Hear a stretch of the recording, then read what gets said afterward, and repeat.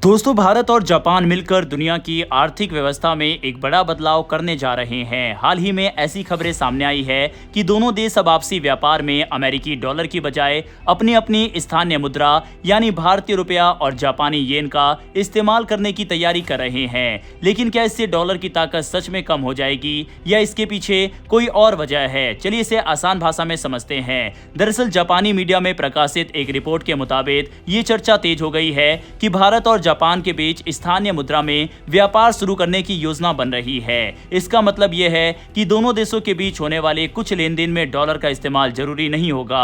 अगर कोई भारतीय कंपनी जापान से मशीनें या अन्य सामान खरीदती है तो वह भुगतान सीधे रुपए में भी कर सकती है। इसी तरह जापानी कंपनियां भी कुछ मामलों में येन का उपयोग कर सकेंगी। हालांकि इसका यह मतलब बिल्कुल नहीं है कि भारत और जापान पूरी तरह डॉलर का इस्तेमाल बंद कर देंगे। डॉलर अभी भी दुनिया की सबसे प्रमुख अंतर्राष्ट्रीय मुद्रा है और जापान की अर्थव्यवस्था भी अमेरिका से काफी जुड़ी हुई है। इसीलिए यह कदम केवल एक अतिरिक्त विकल्प देने के लिए होगा ताकि जरूरत पड़ने पर दोनों देश अपनी स्थानीय मुद्रा में भी व्यापार कर सके।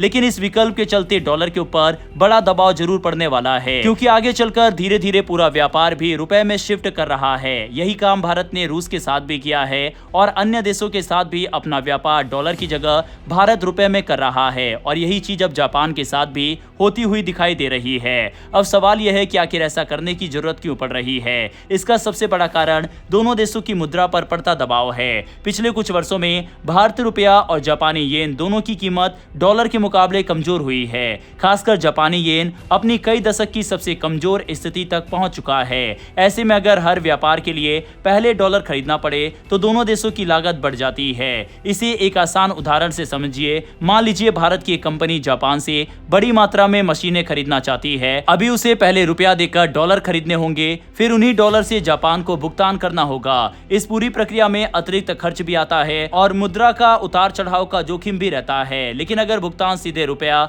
और येन में हो जाए तो ये प्रक्रिया काफी आसान और सस्ती बन सकती है। कुछ लोगों का मानना है कि इससे अमेरिका और डॉलर को बड़ा झटका लगेगा, लेकिन वास्तविकता थोड़ी अलग है। भारत और जापान के बीच कुल व्यापार अभी लगभग 27 अरब डॉलर के आसपास है। ये दुनिया के कुल व्यापार की तुलना में बहुत बड़ा आंकड़ा नहीं है। इसीलिए केवल इस समझौते से डॉलर की वैश्विक स्थिति पर कोई बड़ा असर पड़ने की संभावना नहीं है। भारत इससे पहले भी कई देशों के साथ स्थानीय मुद्रा में व्यापार करने के समझौते कर चुका है। साल 2023 में भारत और संयुक्त अरब अमीरात यानी यूएई के बीच ऐसा समझौता हुआ था। इसके बाद इंडोनेशिया और मालदीव के साथ भी इसी तरह की व्यवस्था बनाई गई। इन सभी समझौतों में भारतीय रिजर्व बैंक की महत्वपूर्ण भूमिका रही है। लेकिन यहाँ एक बड़ी चुनौती भी सामने आती है।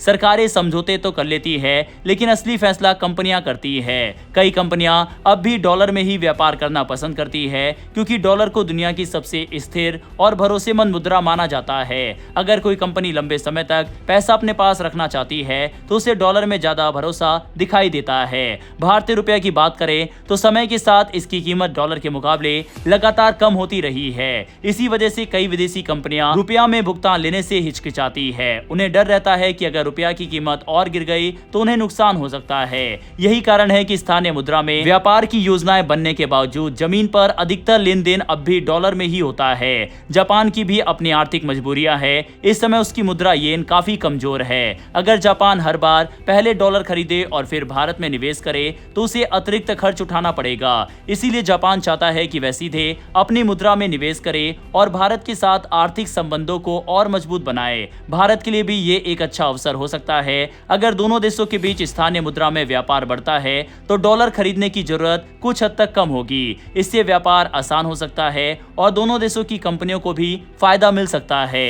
हालांकि इसकी सफलता इस बात पर निर्भर करेगी कि निजी कंपनियां इस व्यवस्था को कितना अपनाती है। इसके अलावा भारत और जापान के बीच रक्षा क्षेत्र में भी सहयोग तेजी से बढ़ रहा है। दोनों देश कई बड़े प्रोजेक्ट पर मिलकर काम करने की संभावनाएं तलाश रहे हैं। अगर भविष्य में रक्षा उपकरणों या अन्य बड़े निवेशों का भुगतान भी स्थानीय मुद्रा में होने लगे तो इससे दोनों देशों के आर्थिक रिश्ते और मजबूत हो सकते हैं। जापान ने आने वाले वर्षों में भारत में बड़े स्तर पर निवेश करने की योजना भी बनाई है। ऐसे में वह चाहेगा कि निवेश करते समय उसे बार बार डॉलर खरीदने की जरूरत ना पड़े। यदि स्थानीय मुद्रा में भुगतान की व्यवस्था सफल रहती है तो दोनों देशों को लागत कम करने और व्यापार बढ़ाने में मदद मिल सकती है। हालांकि एक बात हमेशा याद रखना चाहिए कि किसी भी देश की मुद्रा तभी मजबूत होती है जब उसकी अर्थव्यवस्था मजबूत हो और उसके उत्पादों उत्पादों की दुनिया भर में मांग हो। अगर भारत भविष्य में विश्व स्तर के उत्पाद बड़े पैमाने पर तैयार करता है तो स्वाभाविक रूप से रुपया की मांग भी बढ़ेगी और उसकी स्थिति मजबूत होगी। फिलहाल भारत और जापान के बीच स्थानीय मुद्रा में व्यापार की ये योजना एक सकारात्मक कदम जरूर मानी जा रही है, लेकिन इसका वास्तविक असर तभी दिखाई देगा जब सरकारी समझौते के साथ साथ निजी कंपनियां भी इसका व्यापक रूप से इस्तेमाल शुरू करेंगी। आने वाले समय में जापान के शीर्ष नेतृत्व की भारत यात्रा के दौरान इस विषय पर और स्पष्ट जानकारी सामने आ सकती है। लेकिन इतना जरूर है कि अब धीरे धीरे बाकी देश भी अपनी स्थानीय मुद्रा में व्यापार कर रहे हैं और ये आगे चलकर डॉलर के लिए अच्छी खबर नहीं रहने वाली। बहरहाल इस वीडियो में इतना ही। इन्फॉर्मेशन और वीडियो पसंद आई हो तो वीडियो को लाइक करके हमारी आने वाली डेली ऐसी वीडियो के लिए नीचे दिए गए सब्सक्राइब बटन को प्रेस कर बेल आइकन को जरूर दबा लें। फिर मिलेंगे ऐसी एक नई वीडियो के साथ। धन्यवाद। जय हिंद, जय भारत।